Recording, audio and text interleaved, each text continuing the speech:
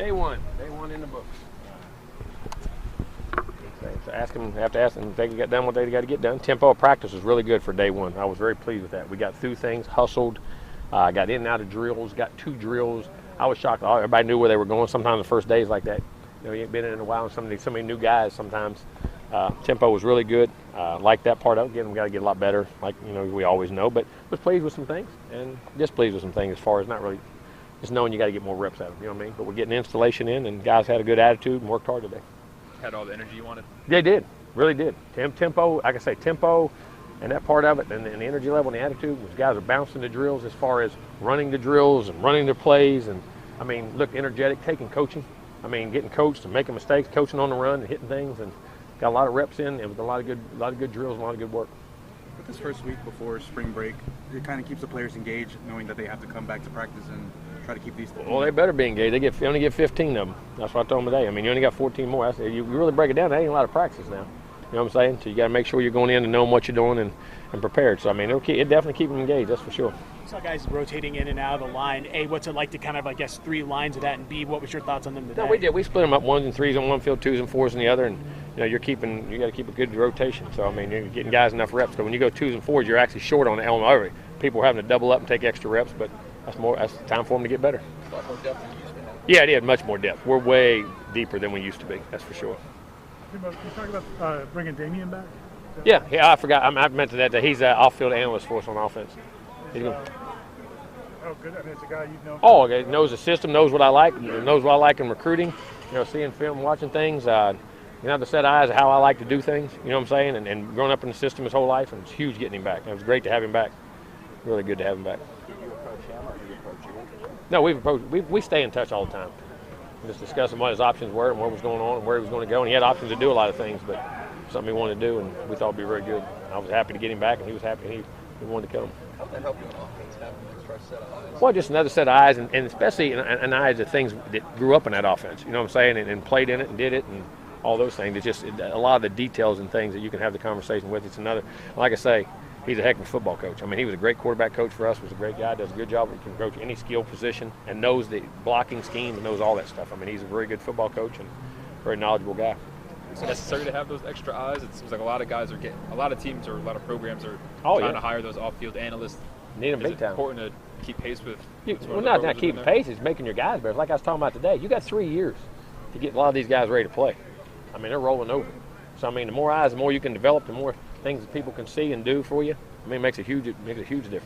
We saw offensive and defensive linemen wearing kind of soft shell helmets today. It's things for those concussion deals. We're seeing how they work. A lot of people start going to them and looking at them. So we're going to experiment with them, see how they do. Where'd you hear about them? I've known them for a year or two. Just trying to get the results back before we use them, whatever. And they've been around for a couple of years, I think. How do you hope that kind of combats head concussions moving forward? Well, I hope it eliminates them. Hope it eliminates them and cuts them down. I mean, so they don't make it more safe for the players. As safe as we can be.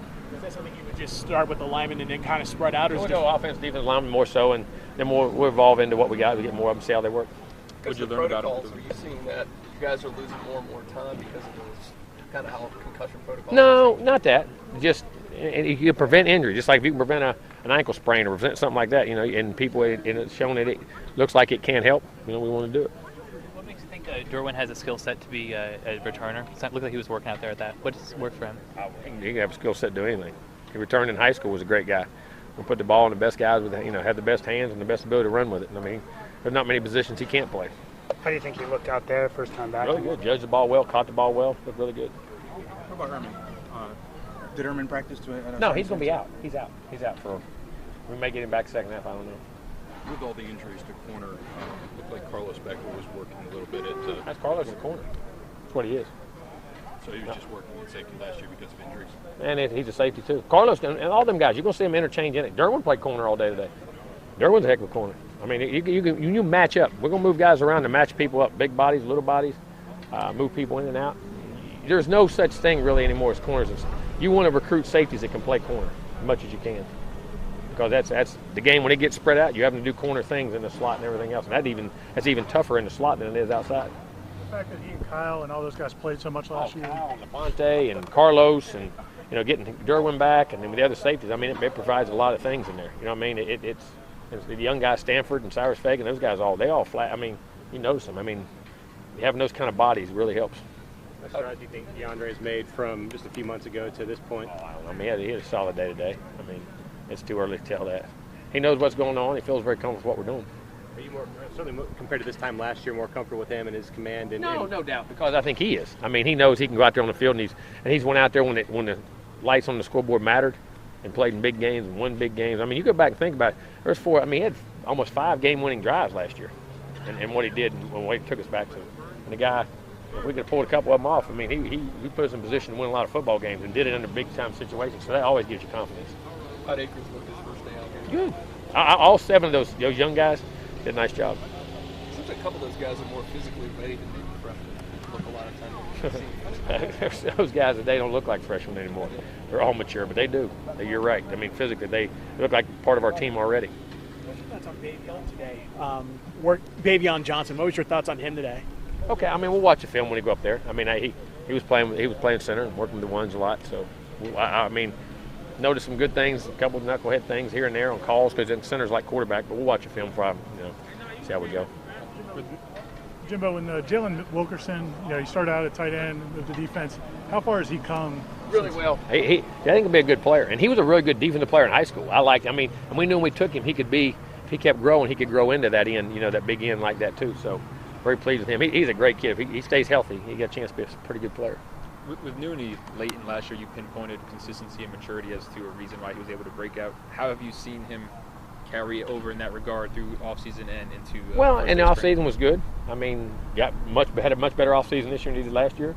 Even today seemed to be doing some good things. Again, because we're practicing at such a high tempo, we're coaching on the run, hitting it, but we'll really study it when we get up on the film.